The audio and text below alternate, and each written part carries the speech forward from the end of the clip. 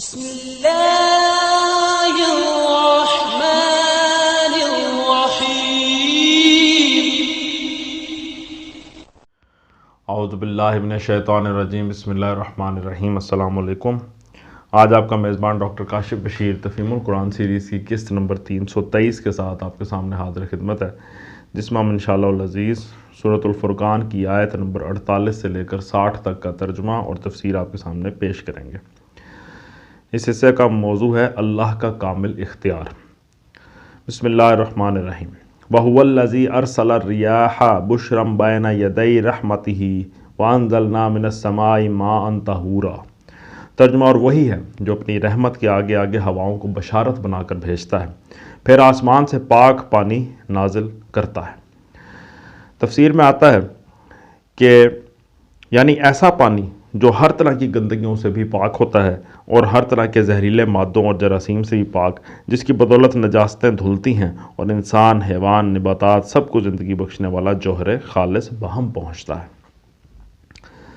لِنُحْيِيَ بِهِ بَلْدَةً مَيْتًا وَنُسْقِيَهُ مِمَّا خَلَقْنَا أَنْعَامًا وَأَنَاسِيَّ كَثِيرًا۔ ترجمہ تاکہ ایک مردہ علاقے کو اس کے ذریعے زندگی بخشے اور اپنی مخلوق میں سے بہت سے جانوروں اور انسانوں کو سیراب کرے۔ تفسیر میں آتا ہے اس آیت کے بھی وہی 3 رخ ہیں جو اوپر والی آیت کے تھے۔ اس میں توحید کے دلائل بھی ہیں اور آخرت کے دلائل بھی، اور ان دونوں مضمونوں کے ساتھ اس میں یہ لطیف مضمون بھی پوشیدہ ہے کہ جاہلیت کا دور حقیقت میں خشک سالی اور قحط کا دور تھا، جس میں انسان کی زمین بنجر ہو کر رہ گئی تھی۔ اب یہ اللہ کا فضل ہے کہ وہ نبوت کا ابر رحمت لے آیا جو علم وحی کا خالص آب حیات برسا رہا ہے۔ سب نہیں تو بہت سے بندگان خدا تو اس سے فیضیاب ہوں گے ہی۔ وَلَقَدْ صَرَّفْنَاهُ بَيْنَهُمْ لِيَذَّكَّرُوا فَأَبَى أَكْثَرُ النَّاسِ إِلَّا كُفُورًا۔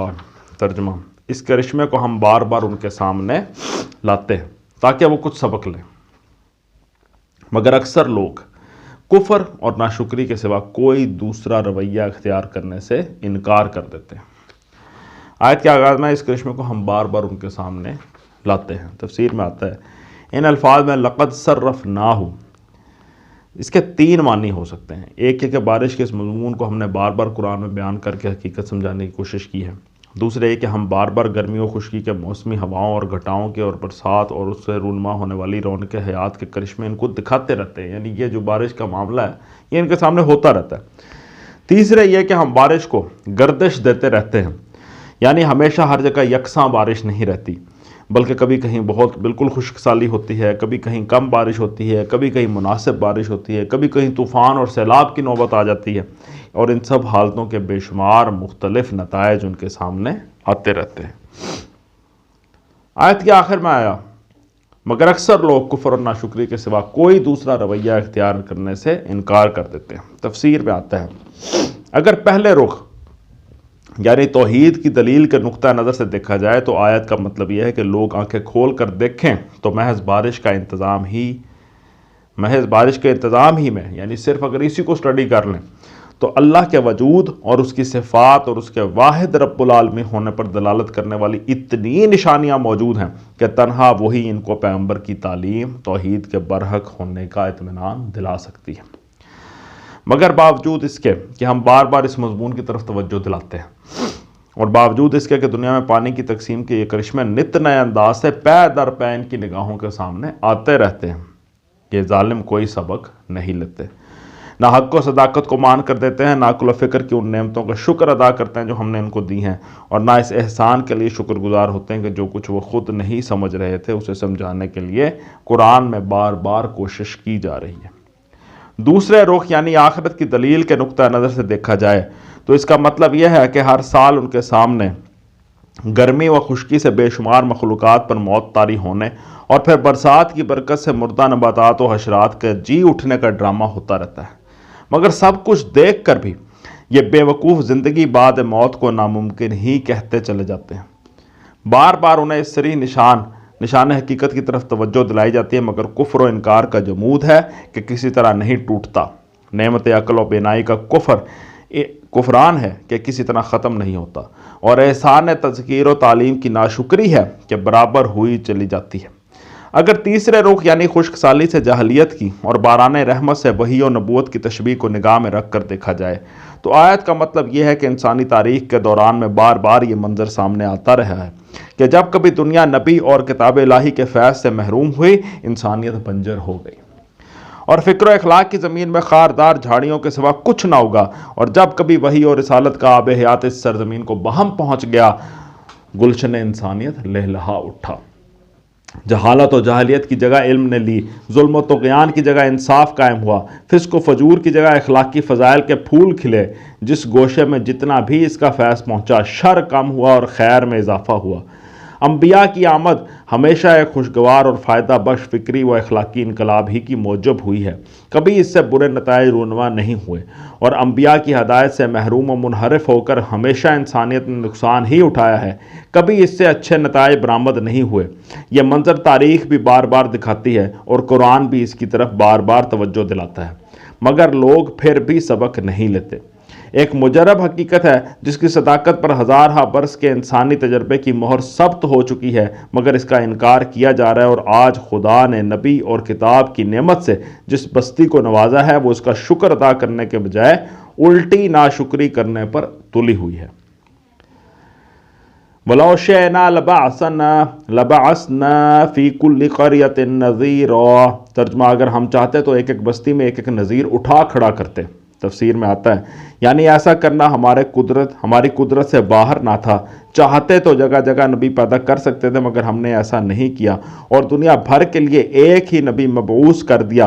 جس طرح ایک سورج سارے جہان کے لیے کافی ہو رہا ہے، اسی طرح یہ اکیلا آفتاب ہدایت ہی سب جہان والوں کے لیے کافی ہے۔ فَلَا تُطِعِ الْكَافِرِينَ وَجَاهِدْهُمْ فِي بِهِ جِهَادًا كَبِيرًا۔ ترجمہ: پس اے نبی صلی اللہ علیہ وآلہ وسلم، کافروں کی بات ہرگز نہ مانو اور اس قرآن کو لے کر ان کے ساتھ جہاد کبیر کرو۔ تفسیر میں آتا ہے جہاد کبیر کے 3 معنی ہیں۔ ایک، انتہائی کوشش جس میں آدمی صحیح و جاں فشانی کا کوئی دقیقہ اٹھا نہ رکھے۔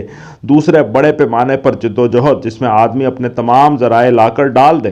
تیسرے، جامع جد و جہد جس میں آدمی کوشش کا کوئی پہلو اور مقابلے کا کوئی محاذ نہ چھوڑے، جس محاذ پر غنیم کی طاقتیں کام کر رہی ہوں اس پر اپنی طاقت بھی لگا دے، اور جس پہلو سے بھی حق کی سربلندی کے لیے کام کرنے کی ضرورت ہو کرے۔ اس میں زبان و قلم کا جہاد بھی شامل ہے، اور جان و مال کا بھی، اور توپ و تفنگ کا بھی۔ وَهُوَ الَّذِي مَرَجَ الْبَحْرَيْنِ هَٰذَا عَذْبٌ فُرَاتٌ وَهَٰذَا مِلْحٌ أُجَاجٌ وَجَعَلَ بَيْنَهُمَا بَرْزَخًا وَحِجْرًا مَحْجُورًا۔ ترجمہ: اور وہی ہے جس نے 2 سمندروں کو ملا رکھا ہے، ایک لذیذ و شیریں، دوسرا تلخ و شور، اور دونوں کے درمیان ایک پردہ حائل ہے، ایک رکاوٹ ہے جو انہیں گڈمڈ ہونے سے روکے ہوئے ہے۔ تفسیر میں آتا ہے یہ کیفیت ہر اس جگہ رونما ہوتی ہے جہاں کوئی بڑا دریا سمندر میں آ کر گرتا ہے، اور اس کے علاوہ خود سمندر میں بھی مختلف مقامات پر میٹھے پانی کے چشمے پائے جاتے ہیں، جن کا پانی سمندر کے نہایت تلخ پانی کے درمیان بھی اپنی مٹھاس پر قائم رہتا ہے۔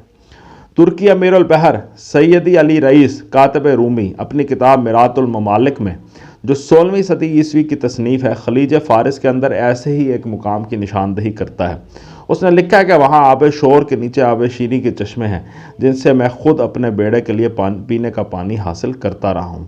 موجودہ زمانے میں جب امریکن کمپنی نے سعودی عرب میں تیل نکالنے کا کام شروع کیا تو ابتداً وہ بھی خلیج فارس کی انہی چشموں سے پانی حاصل کرتی تھی۔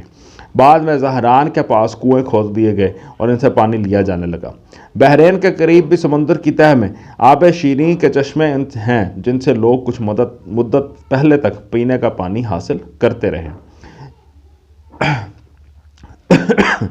یہ تو ہے آیت کا ظاہری مضمون، جو اللہ کی قدرت کے ایک کرشمے سے اس کے الہ واحد اور رب واحد ہونے پر استدلال کر رہا ہے، مگر اس کے بین السطور سے بھی ایک لطیف اشارہ ایک دوسرے مضمون کی طرف نکلتا ہے، اور وہ یہ ہے کہ انسانی معاشرے کا سمندر خواہ کتنا ہی تلخ و شور ہو جائے، اللہ جب چاہے اس کی تہہ سے ایک جماعت صالحہ کا چشمہ شیریں نکال سکتا ہے، اور سمندر کے آب تلخ کی موجیں خواہ کتنا ہی زور مار لیں وہ اس چشمے کو ہڑپ کر جانے میں کامیاب نہیں ہو سکتی۔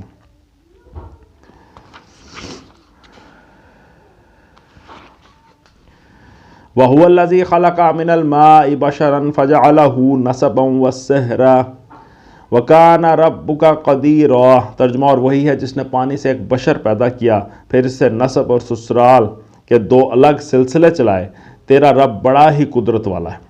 تفسیر میں آتا ہے یعنی بجائے خود یہی کرشمہ کیا کم تھا کہ وہ ایک حقیر پانی کی بوند سے انسان جیسی حیرت انگیز مخلوق بنا کھڑی کرتا ہے، مگر اس پر مزید کرشمہ یہ ہے کہ اس نے انسان کا بھی ایک نمونہ نہیں بلکہ دو الگ نمونے عورت اور مرد بنائے، جو انسانیت میں یکساں مگر جسمانی و نفسانی خصوصیات میں نہایت مختلف ہیں، اور اس سے اختلاف کی وجہ سے باہم مخالف و متضاد نہیں بلکہ ایک دوسرے کا پورا جوڑ ہیں۔ پھر ان جوڑوں کو ملا کر وہ عجیب توازن کے ساتھ، جس میں کسی دوسرے کی تدبیر کا ادنا دخل بھی نہیں ہے، دنیا میں مرد بھی پیدا کر رہا ہے اور عورتیں بھی، جن سے ایک سلسلہ تعلقات بیٹوں اور پوتوں کا چلتا ہے جو دوسرے گھروں سے بہویں لاتے ہیں، اور ایک دوسرا سلسلہ تعلقات بیٹوں اور بیٹیوں اور نواسیوں کا چلتا ہے جو دوسرے گھروں کی بہویں بن کر جاتی ہیں۔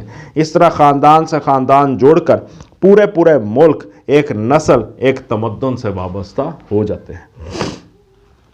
یہاں بھی ایک لطیف اشارہ اس مضمون کی طرف ہے کہ اس سارے کارخانہ حیات میں جو حکمت کام کر رہی ہے، اس کا انداز کار ہی کچھ ایسا ہے کہ یہاں اختلاف اور پھر مختلفین کے جوڑے ہی سارے نتائج برآمد ہوتے ہیں۔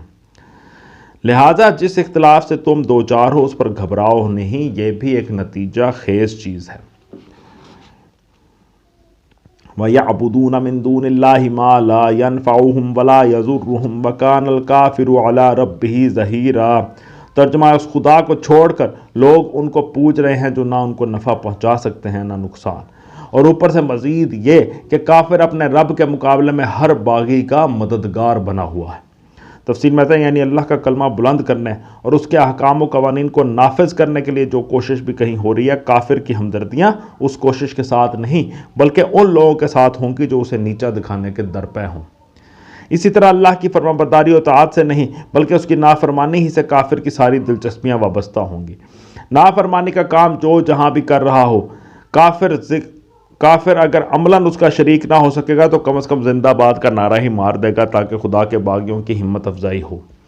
بخلاف اس کے اگر کوئی فرمانبرداری کا کام کر رہا ہو تو کافر اس کی مزاحمت میں ذرا دریغ نہ کرے گا۔ خود مزاحمت نہ کر سکتا ہو تو اس کی ہمت شکنی کے لیے جو کچھ بھی کر سکتا ہوگا کر گزرے گا، چاہے وہ ناک بھوں چڑھانے کی حد تک ہی صحیح ہو۔ نافرمانی کی ہر خبر اس کے لیے مصدع جاں فضا ہوگی اور فرمانبرداری کی ہر اطلاع اسے تیر بن کر لگے گی۔ وَمَا أَرْسَلْنَاكَ إِلَّا مُبَشِّرًا وَنَذِيرًا۔ ترجمہ، اے محمد صلی اللہ علیہ وآلہ وسلم، تم کو تو ہم نے بس ایک مبشر اور نذیر بنا کر بھیجا ہے۔ تفسیر میں آتا ہے یعنی تمہارا کام نہ کسی ایمان لانے والے کو جزا دینا ہے، نہ کسی انکار کرنے والے کو سزا دینا ہے۔ تم کسی کو ایمان کی طرف کھینچ لانے اور انکار سے زبردستی روک دینے پر مامور نہیں کیے گئے ہو۔ تمہاری ذمہ داری اس سے زیادہ کچھ نہیں کہ جو راہ راست قبول کرے اسے انجام نیک کی بشارت دے دو، اور جو اپنی بدراہی پر جمع رہے اس کو اللہ کی پکڑ سے ڈرا دو۔ اس طرح کے ارشادات قرآن مجید میں جہاں بھی آئے ہیں ان کا اصل روئے سخن کفار کی طرف ہے، اور مقصد دراصل ان کو یہ بتانا ہے کہ نبی ایک بے غرض مصلح ہے جو خلق خدا کی بھلائی کے لیے خدا کا پیغام پہنچاتا ہے، اور انہیں ان کے انجام کے نیک و بد بھی بتا دیتا ہے۔ وہ تمہیں زبردستی تو اس پیغام کو قبول کرنے پر مجبور نہیں کرتا تاکہ تم خواہ مخواہ اس پر بگڑنے اور لڑنے پر تل جاتے ہو، مجبور نہیں کرتا کہ تم خواہ مخواہ اس پر بگڑنے اور لڑنے پر تل جاتے ہو۔ تم مانو گے تو اپنا ہی بھلا کرو گے، اسے کچھ نہ دے دو گے، نہ مانو گے تو اپنا نقصان کرو گے، اس کا کچھ بگاڑو گے بھی نہیں۔ وہ پیغام پہنچا کر سبک دوش ہو چکا، اب تمہارا معاملہ ہم سے ہے۔ اس بات کو نہ سمجھنے کی وجہ سے بسا اوقات لوگ اس غلط فہمی میں پڑ جاتے ہیں کہ مسلمانوں کے معاملے میں بھی نبی کا کام بس خدا کا پیغام پہنچا دینے اور انجام نیک کا مسئلہ سنا دینے تک محدود ہے، حالانکہ قرآن جگہ جگہ اور بار بار تصریح کرتا ہے کہ مسلمانوں کے لیے نبی صرف مبشر ہی نہیں ہے بلکہ معلم اور مزکی اور نمونہ عمل بھی ہے، حاکم اور قاضی اور امیر مطاع بھی ہے، اور اس کی زبان سے نکلا ہوا ہر فرمان ان کے حق میں قانون کا حکم رکھتا ہے، جس کے آگے ان کو دل کی پوری رضامندی سے سر تسلیم خم کرنا ضروری ہے۔ لہذا سخت غلطی کرتا ہے جو شخص یہ سمجھتا ہے کہ اس کا مضمون اسی مضمون کی دوسری آیات کو نبی اور اہل ایمان کے باہمی تعلق پر چسپا کرتے نہیں، یہ نبی اور کافر کا معاملہ تھا. ٹھیک ہے جی.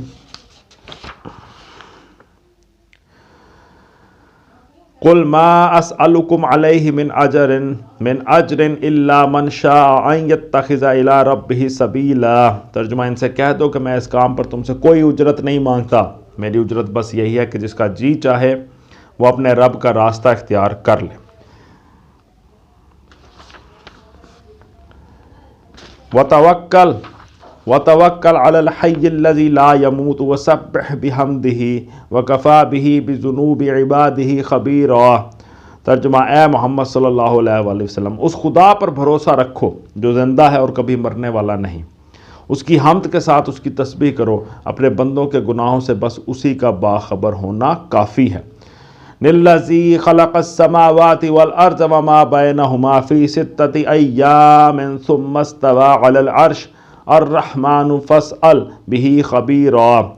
ترجمہ وہ جس نے 6 دنوں میں زمین اور آسمانوں کو اور ان ساری چیزوں کو بنا کر رکھ دیا جو آسمان و زمین کے درمیان ہیں، پھر آپ ہی کائنات کے تخت سلطنت پر کے عرش پر جلوہ فرما ہوا.